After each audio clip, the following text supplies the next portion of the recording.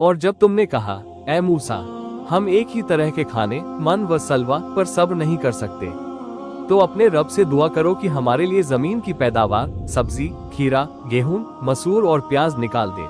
मूसा ने कहा, क्या तुम उस बेहतर चीज को उस चीज से बदलना चाहते हो जो कमतर है? तो किसी शहर में उतर जाओ, वहां तुम्हें वो सब मिलेगा जो तुम मांग रहे हो। और उन पर जिल्लत, रुसवाई और मजबूरी डाल दी गई और वो अल्लाह के गजब में आ गए। ये इस वजह से था कि वो बार बार अल्लाह की आयतों को झुठलाते और नबियों को नाहक कत्ल करते थे। ये सब उनके नाफरमान होने और हद से बढ़ जाने की वजह से हुआ। बेशक जो लोग ईमान लाए और जो यहूदी हुए और नसारा, ईसाई और साबी, एक पुराना गिरोह, उनमें से जो भी अल्लाह और आखिरत के दिन पर ईमान लाया और नेक काम किया, उनके लिए उनके रब के पास उनका अजर है। उन पर ना कोई खौफ होगा और ना वो गमगीन होंगे।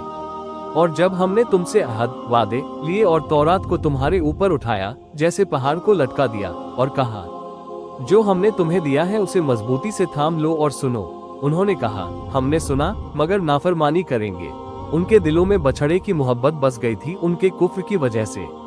कह दो, अगर तुम ईमान वाले हो तो तुम्हारा ईमान बहुत बुरी चीज का हुक्म देता है, फिर भी तुम वादे से मुंह मोड़ बैठे। और अगर अल्लाह का फजल और रहमत तुम पर न होती तो तुम जरूर नुकसान वालों में से हो जाते। और तुम तो जानते ही हो कि तुम में से जिन्होंने जुमा के दिन के बारे में हद पार की थी, तो हमने उनसे कहा, तुम हो जाओ जलील बंदर। और हमने उस सजा को उनके आगे वालों और पीछे आने वालों के लिए एक नसीहत बना दिया और मुत्तकीन, अल्लाह से डरने वालों के लिए वाज़ेह